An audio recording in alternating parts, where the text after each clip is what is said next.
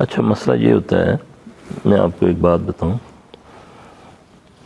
اللہ کرے کہ ہم نبی صلی اللہ علیہ وسلم کے صحیح محب بن جائیں، متی بن جائیں، عاشق نہ بنیں۔ سب سے پہلے تو یہ تصحیح ہماری ہونی چاہیے۔ عشق جو ہے نا، یہ لفظ صحیح نہیں ہے نبی کے لیے۔ ایک عاشق ہوتا ہے، ایک مشوق ہوتی ہے نا۔ ہاں جی، ہم اللہ نے کہیں بھی پورا قرآن دیکھ لیں، پوری حدیثیں کتابیں نکال کے دیکھ لیں، کہیں آپ کو عشق کا لفظ نہیں ملے گا، محبت کا لفظ ملے گا، یا اتباع کا، یا تابعداری کا، یا محبت کا۔ اس کے لیے مشروط ہے، ظاہر ہے کہ ہم اللہ کے نبی سے تب محبت کریں گے نا، اس لیے کریں گے، اس کے پیچھے مقصد ہے کہ اللہ ہم سے محبت کرے۔ پیچھے یہ ریزن ہے نا، نبی سے محبت اس لیے کرتے ہیں نا کہ اللہ ہم سے محبت کرے۔ دیکھیے، کوئی مقصد کے لیے آدمی کام کرتا ہے تو اس کے آگے کوئی مقصد ہوتا ہے کہ یہ میں اچیو کروں گا، مجھے یہ ملے گا۔ تو ساری محبتوں کی جمع اللہ سے محبت ہے نا، کیونکہ جب اللہ کی رضا ہو جائے گی پھر ہمارے اوپر سارا کچھ، آخرت بھی آسان ہو جائے گی، دنیا بھی آسان ہو جائے گی۔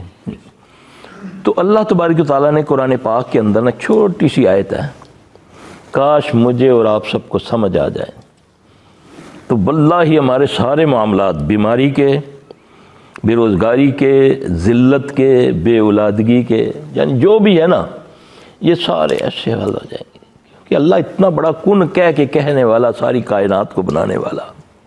کبھی زمین و آسمان پر غور تو کریں، ایک اتنا سا نقطہ ہے زمین کائنات کے اندر، تو سائنسدان کہتے ہیں کہ کئی کہکشائیں ہیں، ان کہکشاؤں میں کروڑوں کے حساب سے، اربوں کے حساب سے، خربوں کے حساب سے سیارے ہیں، اور زمین سب سے چھوٹا سیارہ ہے۔ اتنا بڑا خالق وہ ہمیں کہہ رہا ہے اپنے نبی کے ذریعے، اپنی کتاب کے ذریعے۔ سب سے پہلے قرآن کو ماننے کے لیے نبی پر ایمان لانا ضروری ہے، کیونکہ ہمارے پاس اور ذریعہ کوئی نہیں کہ قرآن کو ہم اللہ کی کتاب مانیں، جب تک کوئی ہستی اس کو نہ کہے کہ یہ اللہ کی کتاب ہے۔ ہمیں کس نے کہا یہ قرآن اللہ کی کتاب ہے؟ اور سب سے پہلے نبی پاک صلی اللہ علیہ وسلم پر ایمان لانا، پھر آپ کی گائیڈنس کے کہو لا الہ الا اللہ محمد رسول اللہ۔ یہ تخصیص ہے خالق اور مالک کی۔ مالک کون ہے کائنات کا؟ اور خالق جس نے پیدا کیا وہ اللہ ہے۔ مخلوق، فرشتے، جن، انسان، نبی، ولی، پیغمبر، سب یہ مخلوق ہے، یہ پیدا ہوئی ہے۔ تو اس کو پیدا کرنے والا کون ہے؟ وہ اللہ۔ وہ کہتا ہے اعوذ باللہ من الشیطان الرجیم، اے محمد صلی اللہ علیہ وسلم تو کہہ دے، قل، یہی معنی ہے نا، سب جانتے ہیں نا، قل ان کنتم تحبون اللہ، اے جنوں، اے انسانوں، اگر تم چاہتے ہو کہ اللہ تم سے محبت کرے، یہی چاہتے ہیں نا ہم۔ اللہ کہہ رہا ہے کہ پھر میں تمہیں طریقہ بتاتا ہوں کہ تمہیں کیا کرنا ہے۔ قل ان کنتم تحبون اللہ فاتبعونی، یہاں فے لگا دیا۔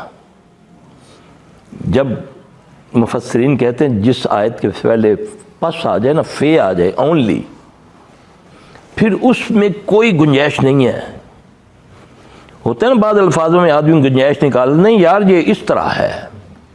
جب یہاں آ جائے نا البتہ تحقیق، یا فاتبعونی، پھر صرف اور صرف کس کی تابعداری کرنی ہے؟ محمد صلی اللہ علیہ وسلم کی۔ ان کنتم تحبون اللہ فاتبعونی، جب تم محمد صلی اللہ علیہ وسلم کی تابعداری کرو گے۔ تابعداری کس کو کہتے ہیں؟ وما اتاکم الرسول فخذوہ وما نہاکم عنہ فانتہوا، میرا رسول جو تمہیں دے اسے لے لو، جسے منع کرے اسے، اس کو تابعداری کہتے ہیں۔ مسلمان کسے کہتے ہیں؟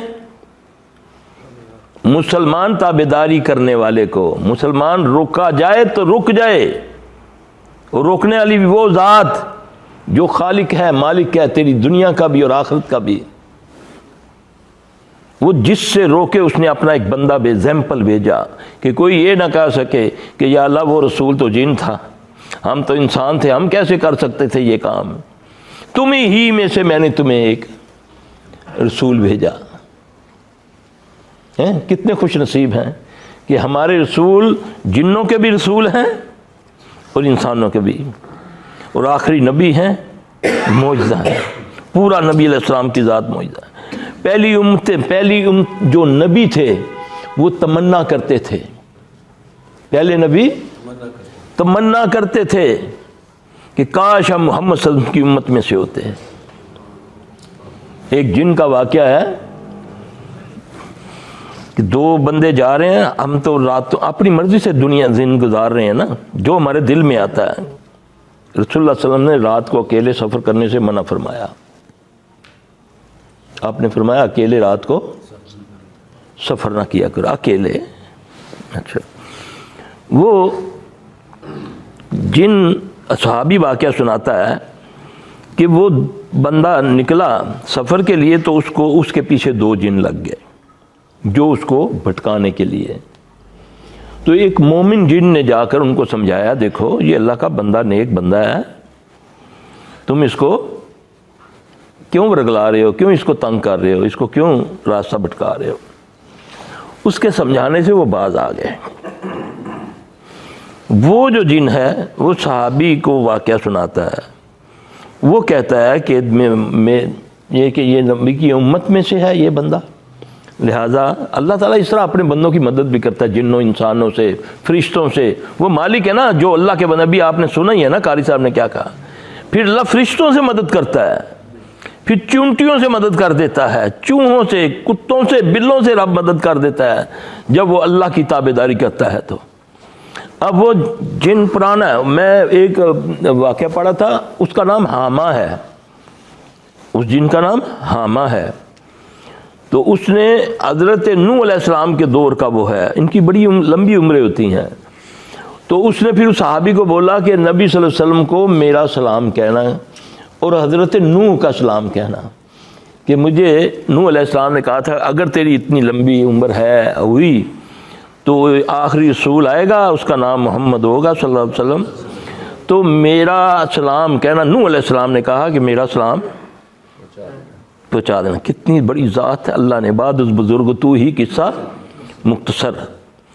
تو اس کے اندر اس کی محبت میں اتنا گند شامل کروا دیا کہ نہ اللہ کے رہے نہ رسول کے رہے۔ جو چیزیں ناپسند تھی رسول اللہ صلی اللہ علیہ وسلم کو، اس کو ہم نے اڈاپٹ کر لیا۔ نبی صلی اللہ علیہ وسلم کو ساز پسند تھا، آپ ساز سے نفرت کرتے تھے کہ نہیں؟ ایک حدیث ہے جو دلیل دیتے ہیں نا ساز کی، وہ دف ہے، دف، اس کے چھنچنا کوئی نہیں ہے۔